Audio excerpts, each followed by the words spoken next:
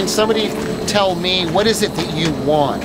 Very interested in the wood pellet option, particularly with regard to how well does it function for heating purposes. What do you think are the ecological consequences? What do you think are the economic consequences of it? Any questions about supply, difficulties of supply or ease of supply for the pellets, for the equipment? In what cases or situations would you recommend doing an installation like this in the future, either at college or at smaller even residential units or business? I think that's sort of the general kind of thing we're most interested in. This is the Wiesmann boiler that we're going to see today. The vessel itself is made by Cobb. It's manufactured, and the system itself is manufactured and sold by a company called Wiesmann, and they're a very well-respected company. We have 2 Wiesmann oil burners, for instance, in another location on campus. We order from a company called Maine Woods Pellets. They are from Athens, and they deliver them here. They're loaded through an auger. Do they deliver to other places, or is that just a special delivery here? No, they deliver in bulk and bags, so they sell every day. As far as ability to get them, we've never. We used Corinth 2 years ago, and our lead time was 3 weeks, and with Maine Woods, it's 2 days. We will use about 52 tons. We've used it. We filled twice this winter. In terms of this part of the whole operation, do you have any problems with water getting in there? Zero.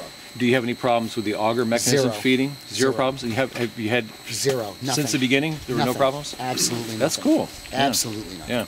No, it's like getting oil. Like I was saying to Dawn, it is literally like getting an oil delivery, and you just you just walk away. It's the first ASME approved Wiesmann wood pellet boiler installed in the United States.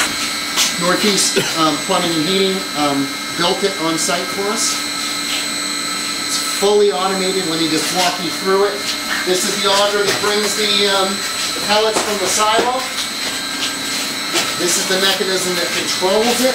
So there are a number of controls, a number of things that have to happen correctly. Anything that's wrong, any jam, we haven't had one. If this is not full of water, it won't allow the auger to come on. This is the dousing unit. I'll talk about it in a moment. There's a brass plate you can see over here that shuts off, that prevents the condition called burnback. Once that auger shuts down, this thing closes right off, so that there's no way for any air to get back from the combustion chamber into this auger. This is the automatic ignition system. They call it a hairdryer on steroids. In 2004, we understood that the system that we had designed meant a major commitment of time from my staff for using wood pellets. So we had to start the tarms. We had to empty the ash out of the tarms. They did shut off by themselves, but they wouldn't start again. But you had to come in and clean out the ash periodically. This system that you see right here, the secondary auger, is an ash disposal unit. And you'll see some photo cells down on the bottom, on the bottom side of this auger tube. As soon as that photo eye can't see from one end to the other, it empties the ash out of the bottom of the unit. It really is phenomenal.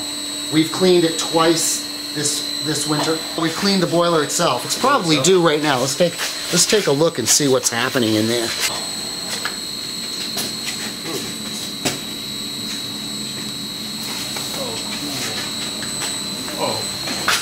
No, it's too hot.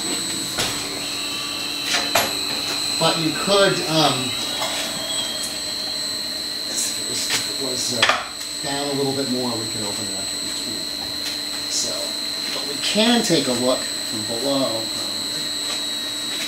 But I could see it definitely needs to be cleaned. If the power goes down and the thing's under load, this is a sending unit inside that opens up a valve in from this bucket, believe it or not. And the water from the bucket drains down and soaks the fire. At the same time, there's a solenoid right here that opens up. When it begins to overheat, cold waters run through the steel boiler and right out the side of the building right here, cooling it down as quickly as possible. So what's inside? So the flame's on the whole bed of this thing? Or what's it look like inside? The flame is down on the bottom and it shoots up through that tube. The whole length of it? Or? No, it's just right in this front. The transfer is right in the front. The ash, the smoke, the gases go out through. So where's the water go in and come out? The header pipe brings it off and takes it through this heat transfer tank. So none of the water in the boiler goes anywhere.